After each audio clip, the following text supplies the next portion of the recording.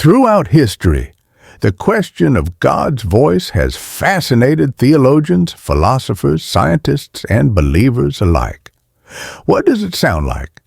Is it a deep, thundering command echoing through the heavens?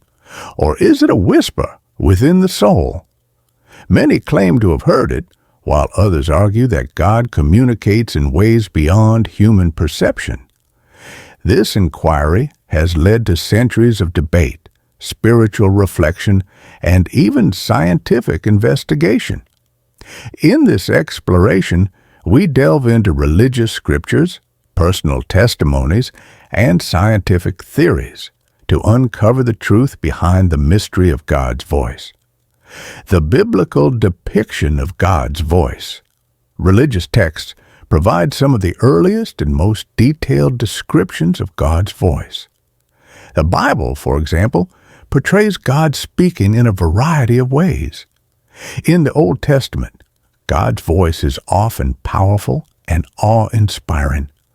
In Exodus 19:16-19, when God speaks to Moses on Mount Sinai, the people experience thunder, lightning, and a loud trumpet sound.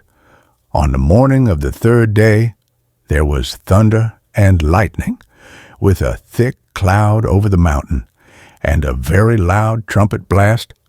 Everyone in the camp trembled.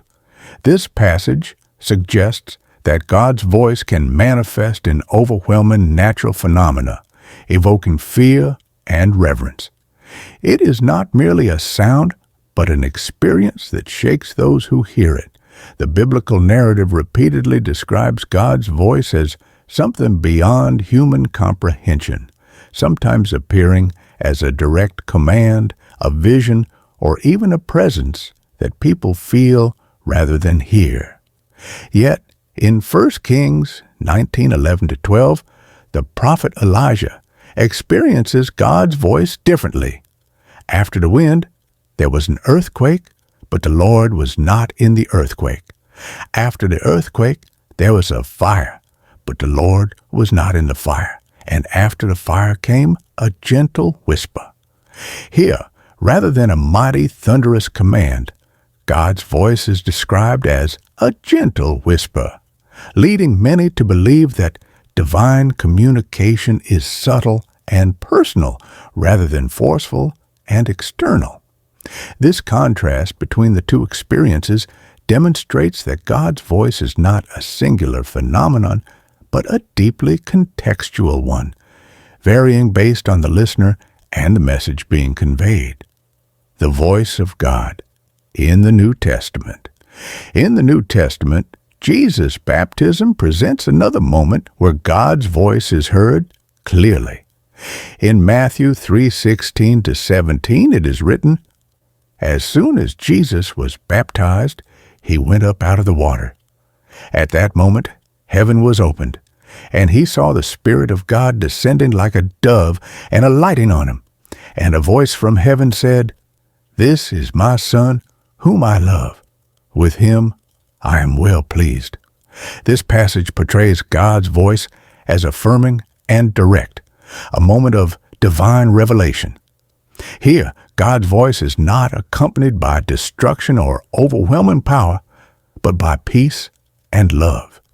It contrasts with the Old Testament's more dramatic manifestations, suggesting a shift in how divine communication is perceived.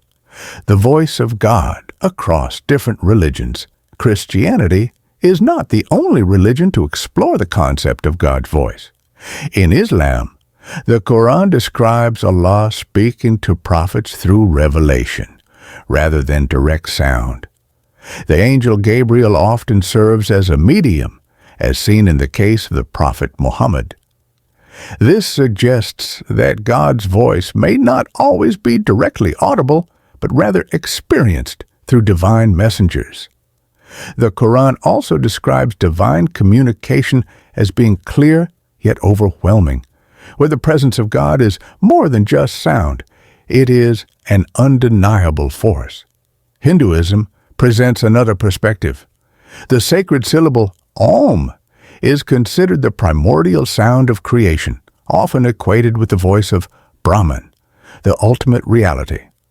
Rather than a spoken word, the divine voice is represented as a cosmic vibration underlying all existence.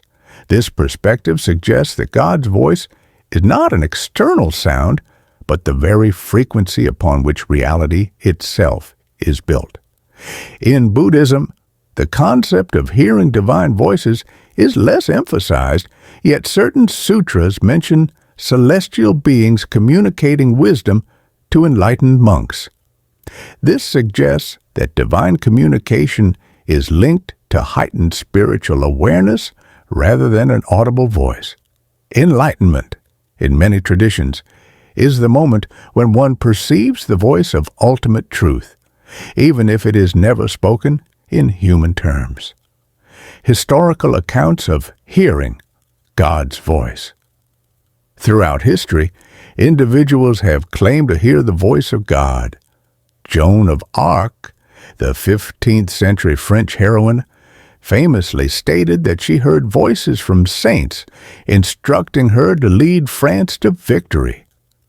Her accounts were so compelling that they became central to her trial and eventual canonization as a saint.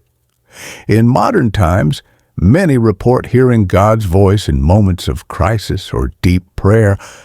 Some describe it as an external voice, while others experience it as an inner knowing or strong intuition. These testimonies, while often dismissed by skeptics, continue to shape personal faith and spiritual experiences worldwide. People from all walks of life, from preachers to ordinary believers, claim that moments of divine intervention often include a voice or strong impression guiding them.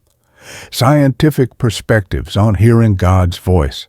From a scientific standpoint, hearing voices can sometimes be explained through psychology and neuroscience. Studies on auditory hallucinations reveal that the brain can generate voices under certain conditions, such as extreme stress, meditation, or mental health disorders like schizophrenia. However, religious experiences differ significantly from pathological hallucinations in that they often provide guidance, reassurance, and moral direction rather than distress. Neurologists have found that deep prayer and meditation can activate parts of the brain associated with self-reflection and emotional regulation. This suggests that hearing God's voice may be an internally generated experience shaped by an individual's beliefs and emotions. Some scientists argue that spiritual experiences are the result of a deeply wired neurological need for meaning and purpose. Why does God's voice seem to differ for everyone?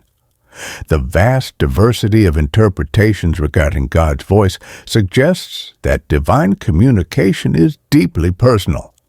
Factors such as culture, religious upbringing, personal experiences, and even brain chemistry all contribute to how one perceives God's voice. This could explain why some hear a commanding voice while others feel a quiet sense of guidance. The concept of free will also plays a role. If God spoke in an undeniable universal way, would humans still have the freedom to choose faith? Many theologians argue that God communicates in ways that require attentiveness and interpretation rather than forceful persuasion. Conclusion. So what does God's voice really sound like? The answer remains elusive. For some, it is a mighty roar, shaking the foundations of their reality. For others, it is a whisper that gently guides their steps. Perhaps the mystery of God's voice is what makes it so powerful, not in its clarity, but in its ability to be heard differently by each individual. In the end, hearing God may not be about sound at all, but about perception, faith, and an open heart, willing to listen